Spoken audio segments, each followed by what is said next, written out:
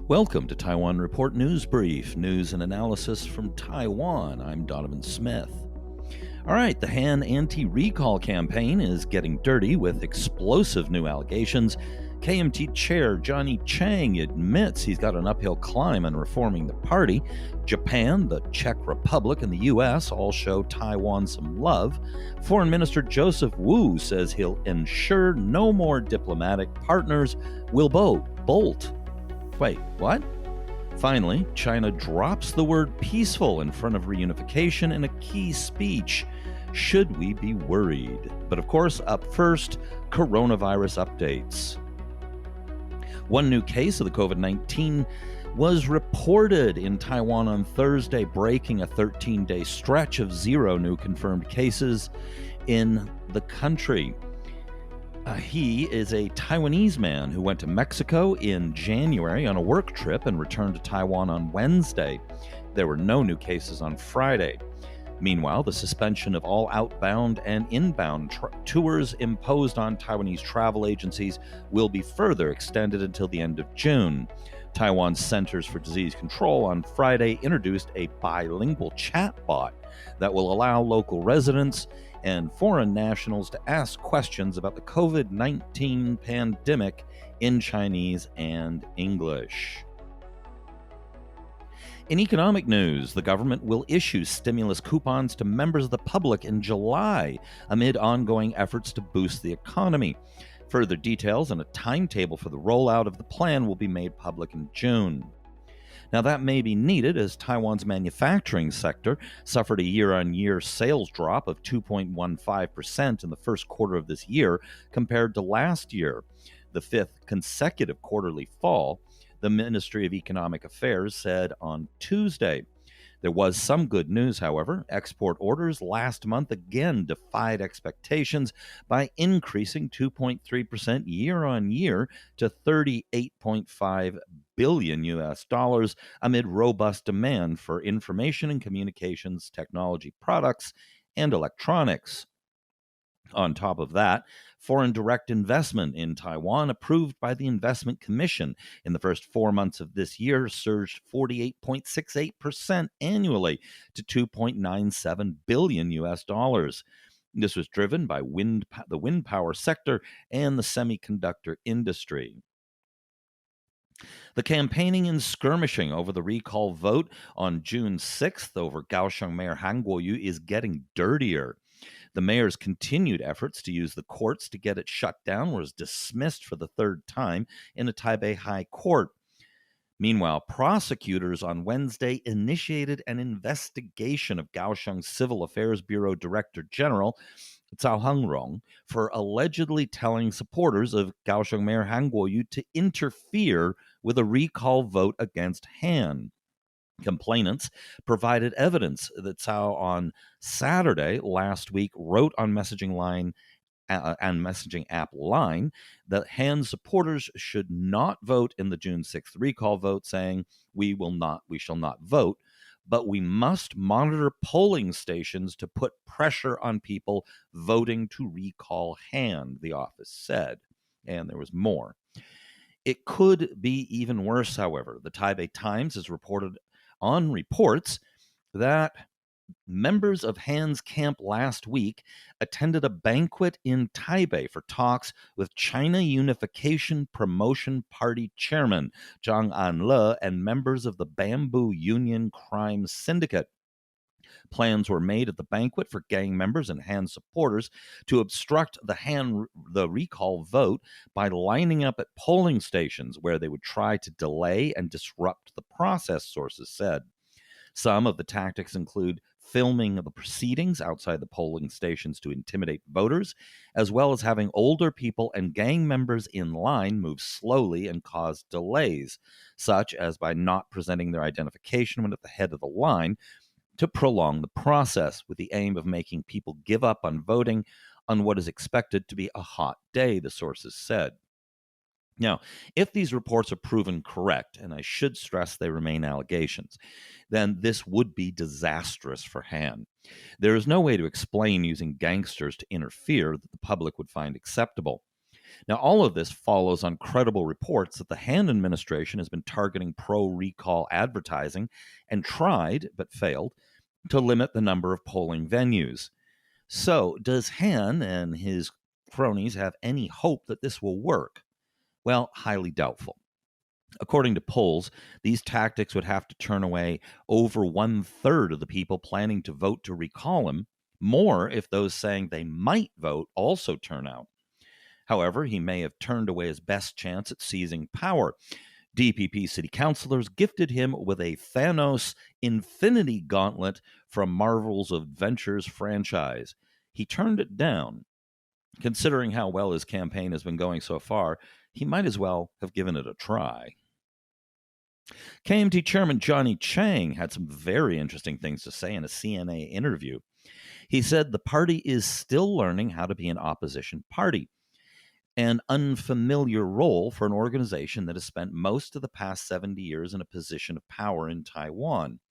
He continued, saying the 126-year-old party was once Taiwan's only party. Technically, that's not true, but they controlled the other parties. So, moving on. And has governed the country for a long period of time. It was not until 2016 that the party found itself completely in opposition, having lost the presidential election and not being in the majority in the legislature. What the KMT quickly learned is that we are definitely not good at being an opposition party, Chiang admitted. Now, the article continues. As a younger generation KMT member, the Taichung native admitted that the party was carrying too much of a burden because of its culture compared with younger political parties, making it challenging for the KMT to launch comprehensive reforms. But this does not mean we are not capable of reforms, he said, adding that pushing through reforms will be his main focus during the remainder of his time on the job. Okay, as I've mentioned before, Chiang shows all signs of being very well aware of what the party needs to do to reform. I've also mentioned that it will be tough to actually implement much more than launching a flashy new online marketing campaign. He is, after all, a Taiwanese red faction politician from Taichung. He's very far removed from the powerful elites in the party, mostly those up in Taipei. Now, in this interview, he's essentially admitting as much. The burden of the culture, the difficulty of adjusting to being in the opposition, and calling it challenging for the KMT to launch comprehensive reforms all speak to that. The Nikkei Asian Review is reporting an improvement in Taiwan's relations with Japan. Japan called Taiwan an extremely important partner in this year's annual foreign policy report submitted Tuesday, a step forward from last year's description of a crucial partner and an important friend. The wording seen in Diplomatic Blue Book 2020, presented by Foreign Minister Toshimitsu Togegi to Cabinet, emphasized the relationship amid mounting tensions over the self-governing island's status, the report said. Symbolic of the shift in weight, the Blue Book devoted a full page to Taiwan, twice as much space as the 2019 edition. The report states that Japan has consistently supported Taipei observing in the World Health Organization as an observer, aligning Tokyo with the U.S. in its clash with mainland China over the issue. The Czech Republic Senate on Wednesday passed a resolution that supports a possible visit by the Senate president to Taiwan. The resolution blasts Beijing for having its Prague embassy send a letter to the former Czech Senate president earlier this year, threatening repercussions for Czech businesses if he visited Taiwan. The former Senate president passed away soon after. His family later said that the threat contributed to his death. Now, the resolution was passed with 50 votes in favor, 1 against, and 1 abstention. Now, that's a pretty emphatic majority. Thank you, Czech Republic. The United States has approved $180 million sale of heavyweight torpedoes to Taiwan. Quote, this proposed sale serves U.S. national economic and security interests by supporting the recipient's continuing efforts to modernize its armed forces and maintain a credible defensive capability, the State Department said. The sale will, quote, help improve the security of the recipient and assist in maintaining political stability, military balance, and economic progress in the region, it added. The Mk-48 Mod 6 advanced technology heavyweight torpedoes, which can be launched from a submarine, are being provided from existing U.S. Navy stock. Now, that suggests a fairly quick delivery is possible, though Taiwan's subs are ancient.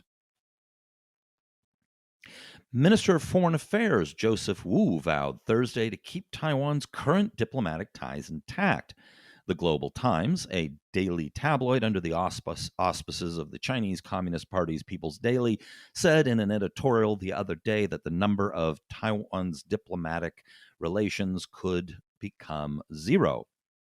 Quote, I will ensure not one diplomatic ally will be lost, Wu said after being pressed by a legislator.